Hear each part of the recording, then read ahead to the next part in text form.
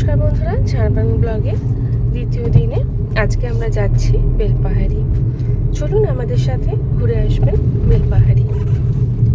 বেলপাহাড়ির মূল জায়গা থেকে প্রায় 8 কিলোমিটার দূরে অবস্থিত ঘাগরা ফলস। প্রথমেই আমরা সেখানে যাচ্ছি।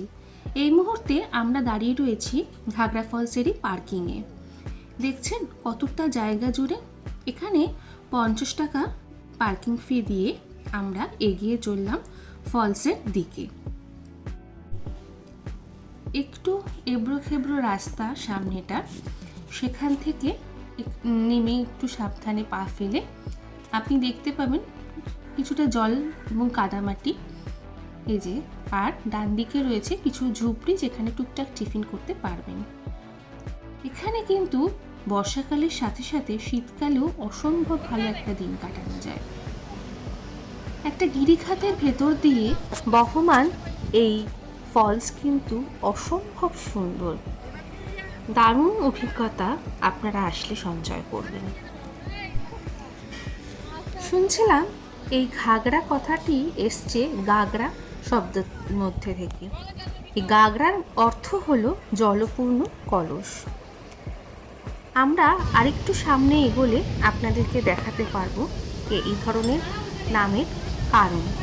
তবে এই যে রাস্তাটা দেখছেন, পাথরগুলোকে টপকে টপকে যেতে হচ্ছে এবং সেটা খুব সাবধানে। আপনাদেরকে আরেকটু ফলসের কাছে নিয়ে আসলাম। দেখুন কি দারুণ লাগছে বলুন।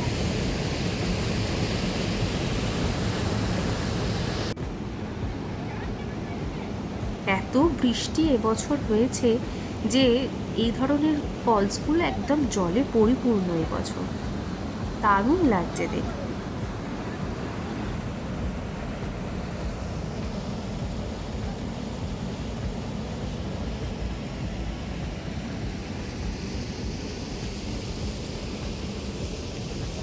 এবার আপনাদের বলি নামকরণের কারণ।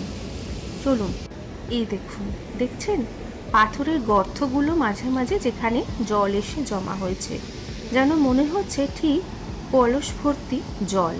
আর গাগরা মানে হচ্ছেও সেখান থেকেই এই ঘাগরা ফলসের নামকরণ।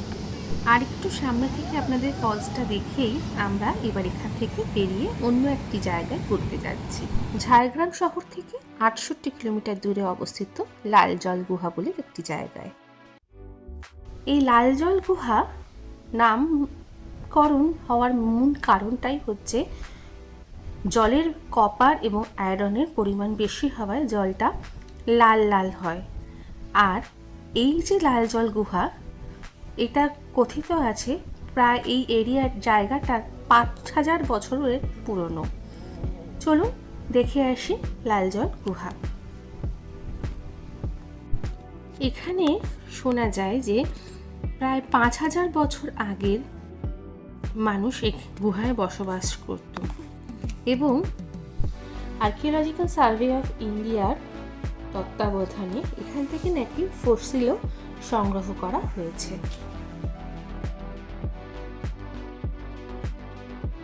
তবে জঙ্গলের ভেতর দিয়ে এই রাস্তা দিয়ে যেতে কিন্তু অসাধারণ লাগছিল, চোখের যেন একটা বিশাল আরাম।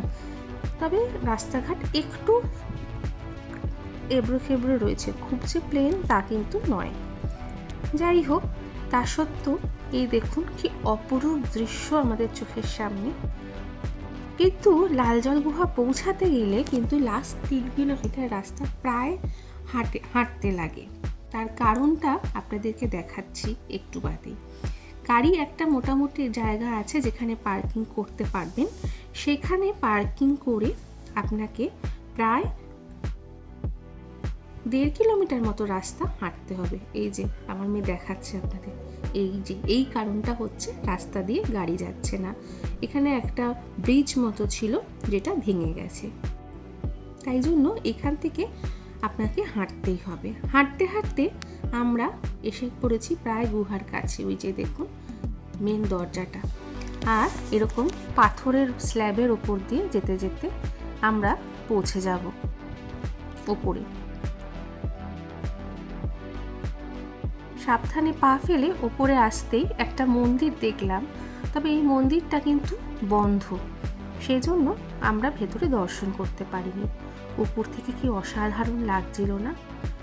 প্রায় 200 মিটার উচ্চতা কিন্তু এই পাহাড়ের, এই কালো পাথরের যে পাহাড়টা রয়েছে সেটা, এবং সেটা কিন্তু বেশ এবড়োখেবড়োভাবেই রয়েছে। খুব সাবধানে আস্তে আস্তে পা ফেলে আপনি উঠে যেতে পারবেন। ওই যে অত দূর পর্যন্ত গেছিলাম আমরা, কিন্তু ভিডিওটা করতে সাহস পাইনি, এত এবড়োখেবড়ো পাথরগুলো দেখুন নড়নড় নড়নড় করছে। তবে কিন্তু বেশ মজাই লাগছিল, অনেক দিন বাদে এরকম পাথরের স্টেপে পা ফেলে ফেলে অতটা উঁচুতে রাস্তায় গেছি আমরা। এই যে উঠেই এসছি, আর এখান থেকে পুরো নিচটা দেখাচ্ছি।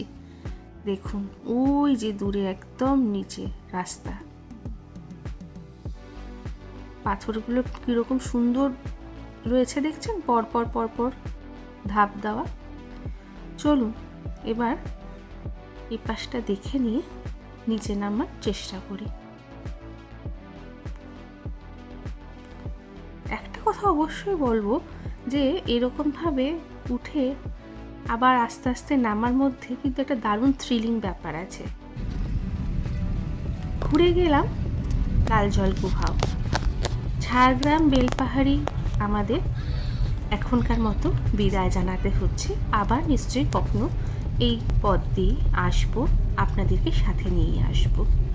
যদি ঝাড়গ্রাম বেলপাহাড়ি এই ধরনের ঘোরার ব্লগ আপনাদের ভালো লেগে থাকে তাহলে অবশ্যই ব্লগটাকে লাইক করবেন, কমেন্ট করবেন, শেয়ার করবেন এবং সাবস্ক্রাইব করবেন। দেখা হবে খুব শিগগিরই পরবর্তী আরেকটি ব্লগে।